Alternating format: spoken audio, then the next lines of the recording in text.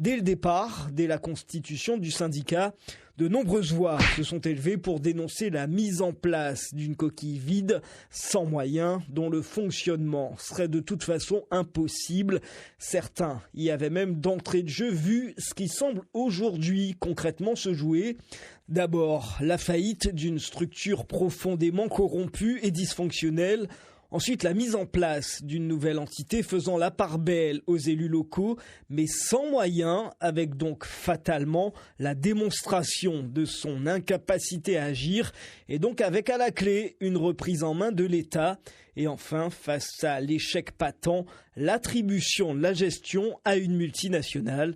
C'est le déroulé qu'il décrivait sans boule de cristal.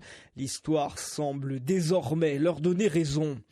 Mais ce que l'histoire ne doit peut-être pas oublier non plus aujourd'hui, c'est qu'en parfaite connivence avec la classe politique de l'époque, c'est aussi une multinationale proche du pouvoir central qui a laissé la Guadeloupe dans cet état de décrépitude après des décennies de gestion et qui s'en est allée sans crier gare lorsqu'elle a senti que la facture allait être trop salée. Espérons donc cette fois que l'histoire ne se répète pas in extenso. Il y a un certain lycée, donc tout le monde dans le même avion, sachant que dans cet avion-là, en matière de comité de pilotage, on a des représentants de nos collectivités, ce qui est tout à fait normal, mais on n'a pas encore la constitution en matière technique de ce qu'il faut suivre.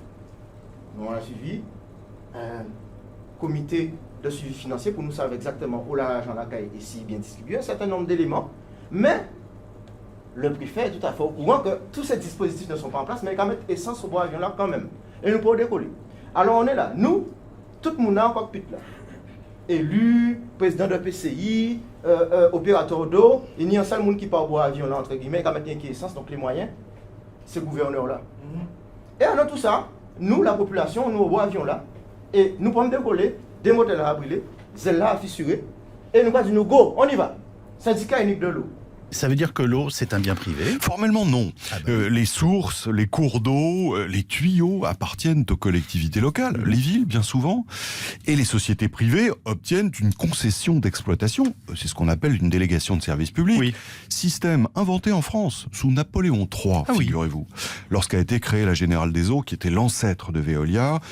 C'est un système un peu analogue à celui des concessions d'autoroutes. Exactement comme pour les autoroutes, il s'agit de contrats très longs, de durée très longue, où l'entreprise privée fait les investissements de modernisation et se rémunère sur 20 ans en revendant l'eau aux consommateurs. Mais la tendance n'est pas très favorable pour ces entreprises. Ah bon, qu'est-ce qu'on leur reproche exactement, François? Non plus la corruption, comme à une époque ancienne, où les relations avec les élus ont parfois été troubles. On leur reproche de pratiquer des tarifs trop élevés pour faire des profits. Du coup, de plus en plus de villes reprennent le contrôle de la distribution de leur eau sur leur territoire, et puis elles l'exploitent elles-mêmes avec ce qu'on appelle une régie municipale. Paris a fait ça sous l'impulsion de Bertrand Delanoë, l'ancien maire, c'était en 2010, alors qu'auparavant, la ville avait été partagée par les deux sociétés privées dont on parle aujourd'hui. Il y avait une sorte de Yalta de l'eau potable. Rive droite, rive gauche. Il y a un petit point qui me dérange chez la Générale des Eaux aujourd'hui, qui n'est pas dans l'avion. Et pourtant, la Générale des Eaux, image suivante, qui en Guadeloupe existe. En 2017, ils font un chiffre d'affaires, on va monter un truc très très... 11 600 000 euros. Pas de 12 millions d'euros. Alors qu'on nous dit que bon, la Générale des Eaux est déjà partie de la Guadeloupe, etc. Donc on constate que la Générale des Eaux est toujours active en Guadeloupe. Et contrairement à la plupart des opérateurs d'eau en Guadeloupe, il a fait l'argent à hauteur de plusieurs millions. Alors lui, il n'a ni d'être fournisseur, il n'a ni rien. Et aujourd'hui, on n'est pas capable de l'attaquer parce qu'on n'a pas fait de contrôle régulier en matière de délégation de service public. On n'a pas fait notre travail de façon à lui dire ou pas remplir les critères de qualité, donc nous pas attaquer en justice. Alors, mais qu'est-ce qui me fait peur? Maintenant, cet avion-là, il y a d'autres personnes qui ne sont pas montées et qui commencent à s'introduire en Guadeloupe. OTV, Veolia et le groupe KPMG. Alors, qu'est-ce que c'est quoi KPMG? KPMG, c'est un groupe de consultants internationaux qui sont venus et qui ont acheté la Générale des Eaux le 7 février 2020, alors que la Générale des Eaux est censée disparaître. Mais la Générale des Eaux, c'était une filiale de Veolia. Et KPMG est commissaire au compte de Veolia. Bon, je ne dis pas, mais je commence peut-être à commencer, je commence à sentir doucement la vaseline Donc on commence déjà à voir ce qui va se passer. Les canalisations à l'abandon. Pas un mot sur les millions de lots détournés sur le dos des usagers. Pas un mot en faveur d'une gestion publique de l'eau dont la population a tant besoin. 400 000 Français et Françaises sont en détresse. Faut-il que le malheur des Guadeloupéens et de tant d'autres de nos compatriotes arrive jusqu'à vous pour vous en soucier?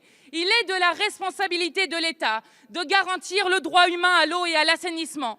Et la dernière des choses, c'est que je crois que malheureusement, on n'a pas encore tiré toutes les leçons de ce drame qu'il y a aujourd'hui en Guadeloupe et qu'il faut les tirer absolument maintenant, parce que c'est maintenant que va se mettre en place le syndicat mixte unique à l'échelle de la Guadeloupe qui a été voté au niveau de l'Assemblée nationale et qui me semble manquer de garantie sur certains points, manquer de garantie sur la question des dettes, parce que je trouve ça inacceptable que les Guadeloupéens et Guadeloupéennes qui ont déjà payé avec leurs factures la rénovation des réseaux et qui ont déjà payé leur eau, eh bien, se retrouvent à avoir les dettes d'une malgestion et d'un fiasco aussi fort avec la complicité État-élu d'une multinationale. La question évidemment de la gestion. Je ne suis pas d'accord pour qu'on garde une gestion qui va à des multinationales et notamment on voit que Suez s'est un peu positionné. Donc moi je suis très favorable à la gestion en régie qui est une gestion citoyenne et démocratique et transparente qui je crois est très importante pour la Guadeloupe. La troisième des choses c'est bien sûr de dire que maintenant il faut mettre le milliard sur la table concernant la rénovation des réseaux et des stations d'épuration pour l'assainissement. Et je crois que c'est qu'à ces conditions-là qu'on arrivera, à faire respecter un droit qui a pourtant été reconnu dès 2010 aux Nations Unies, qui est un droit fondamental humain, qui est le droit à l'eau, et à ces conditions-là qu'on ne reproduira pas les erreurs du passé avec une autre multinationale qui viendrait piller la ressource en eau, parce que c'est ce qui est en train de se passer, et l'argent des citoyens et des citoyennes.